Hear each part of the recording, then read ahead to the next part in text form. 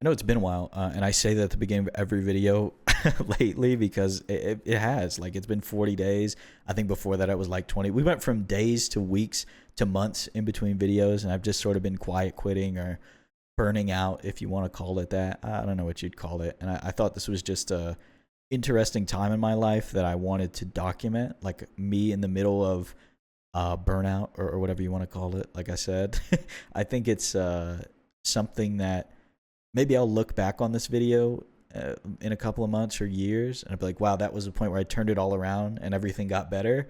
Or, oh, like I really squandered an opportunity over what was seemingly nothing. You know what I mean? Like, I think this is a very interesting point in my life and a very interesting point for me mentally that I just want to document on camera. And maybe share with you. Maybe I'll just leave this on my hard drive. I don't know. I don't know if you guys are seeing this right now, but I think it's interesting and I want to talk through it a little bit because I haven't, like I said, we went from days to weeks to months in between videos, but before that I was uploading like daily, and before that I was uploading daily on two different channels and going to college. And I thought that I thought it was like the golden goose, you know, because I was making decent money uploading for my friend, and I, after college, I was like, I'm gonna take a year and I'm gonna do this full time because I'm making good money and I think we can make more. And we were making more, and my friend was like kind of out of it, and then he just disappeared. Like, he was just done. He was burnt out. He was like, I'm not doing this anymore. I was like, this leaves me in a crazy spot because at the time this channel only had like 3,000 subs because it was my side project, and I was like, wow, this just turned into a full-time project and I'm not even making money off of it. I've got to live off of my savings right now to try to make this thing work. And I just didn't see the numbers that I wanted or that I needed to sustain myself. And I did go from like 3,000 subs to, I think we're like close to 11,000 now, or like 50 or 40 away from 11,000. So subscribe, plug to subscribe right there. Subscribe if you aren't already. But that's not really important, not really important this video.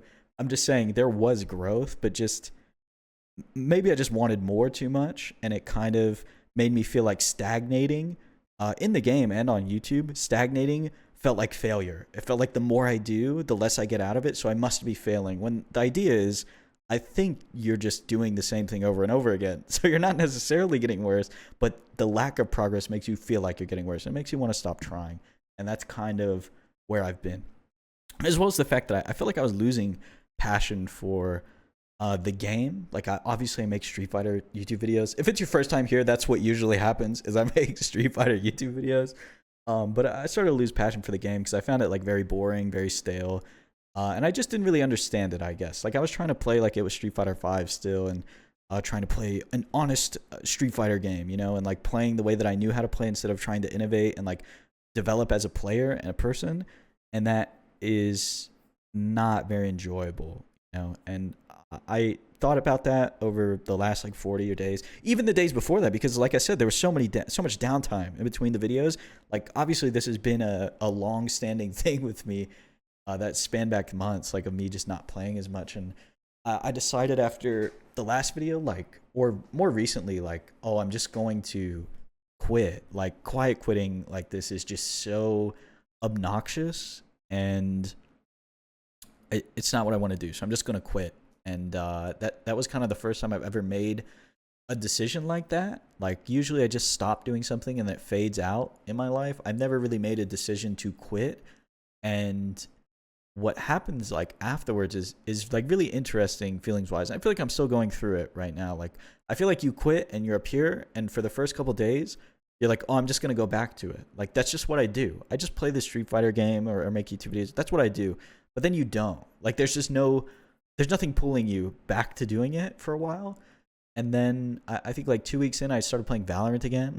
And I was like, this doesn't seem like a healthy way to cope, but I'm just going to play some Valorant. And I got back to Diamond, which was my big goal, which was cool. I got back to Diamond like 2 days ago. But the whole time, I'm just thinking about Street Fighter and like getting back to making videos. And like, you start to understand when you put a level of friction between you and something that you like to do, you start to understand how much you really are obsessed with that thing. And even though you're obsessed, like, I'm saying you, but I mean me, obviously. I think it's just easier for me to refer to myself as you for some reason, like in a third person sense. But like, it's like just that level of friction, and then you want to go back to doing it, but it feels so hard to go back. Like I can't be moved to action. In my head, I want to play so badly, but I can't be moved to action because I feel like I'm just going to hurt myself. Like I'm going to get burned again, you know? Like it's really hard to overcome that. And your feelings start to dictate your action way too much. And that's like something I'm still fighting with now. Like I said at the beginning of the video, I'm going through the like feelings of burnout, or like the feelings of quitting or quiet quitting, but I feel like I'm on the upswing. Like I want to come back.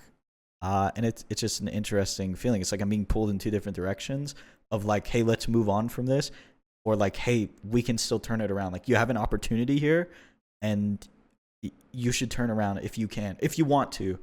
And that's kind of what pulls me back and forth these days. And I feel like I expend so much more energy not playing the game than if I just did it, which is an experiment I did a couple days ago.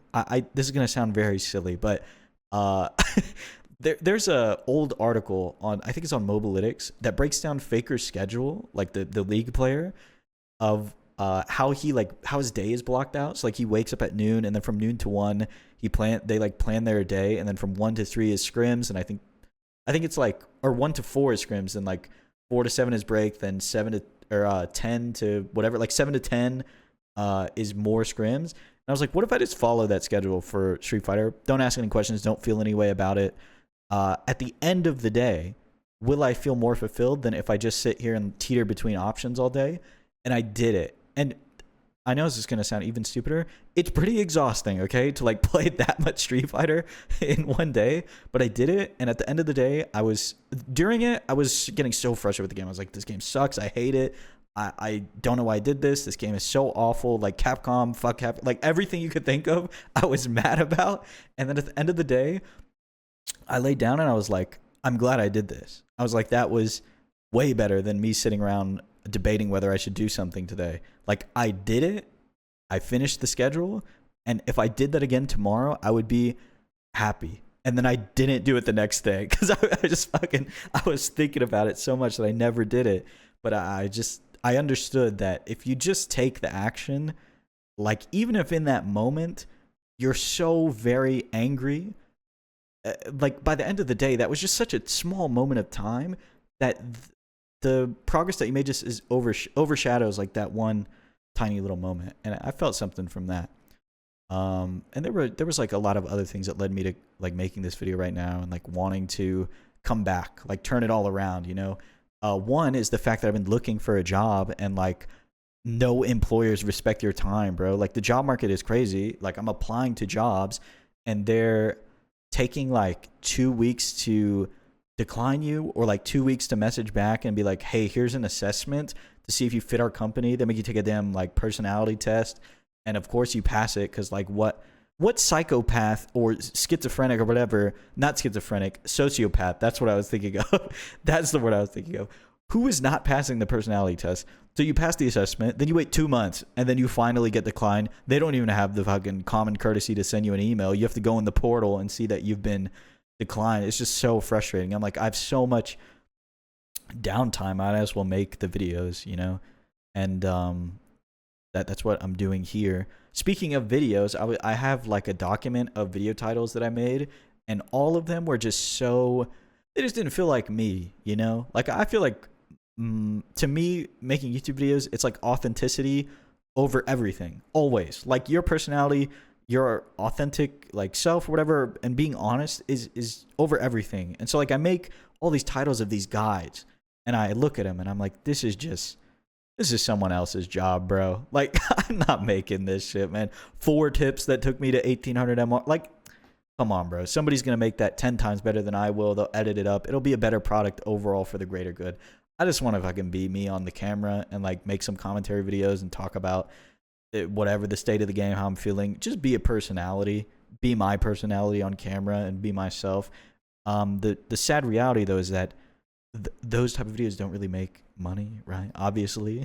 So that's why I've been putting a lot of emphasis on finding a job so that I can, you know, have some financial security and be able to make the type of videos I even want to make, because they're not going to make money. I already know that, and they probably won't get a lot of views, but they like make me feel more fulfilled than anything. And they're the type of videos I like to watch myself. Like I will watch those type of videos back from myself before I'll rewatch like a guide of like my most viewed video ever is like a guide. I don't think I've ever rewatched it. There's probably like things that I didn't cut out of that video because I didn't watch it back when I made it, because I just think it's not good.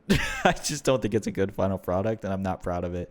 But these type of videos I'm very proud of, because even though there's not a lot of flashy cuts or whatever, there's like a lot of I feel like there's a lot of good things that people pull out of it, and things that people pull out of it and put in the comments that I didn't even think of when I was saying it.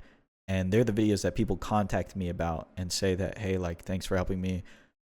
Like 2 days ago when I was playing Valorant, somebody messaged me on Discord and asked like where I was. And I was like, that person did not message me and ask where I was and if I was okay and if I was going to make videos again because I made a top 5 Street Fighter tips. They probably made that because I like said something that stuck with them, you know? Like I think that's what I'm meant to do here. It's just not making reaction videos unless they had a cool character. Okay, we're not gonna have a repeat of the Ed reaction video where I just pretended I liked Ed for 30 minutes. We're not doing that. But when the Elena trailer comes out, I'll make a video about that, because I really do care about playing that character because of how she has terrorized previous generations of Street Fighter players, and I've never played a game with her in it. So I'm very interested in that character. I have to preface that so people don't quote this video in 2 months. But yeah, it's more so like I have been looking for a way to get income so that I can make videos I want to make again, and that kind of drives me more than anything. I have found like one of my friends linked me like some AI training like freelance thing. You just work when you want to, so that's what I've been doing. But it's definitely not enough to live off of.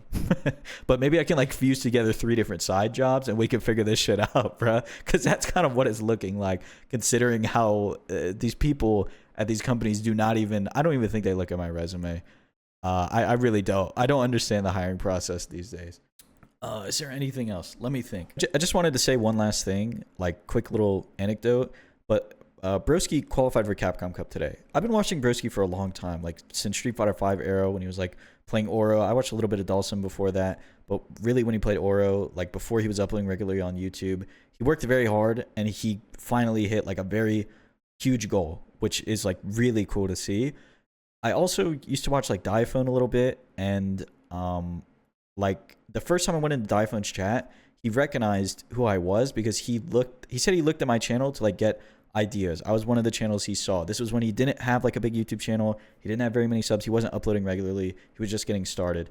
Obviously, these 2 players are very good at the game, which contributes to their viewership over mine a little bit, maybe a lot of it, but overall, they make good content, and they have surpassed me tenfold in the game, obviously, like achievement-wise and skill-wise, and also out of the game and YouTube and streaming.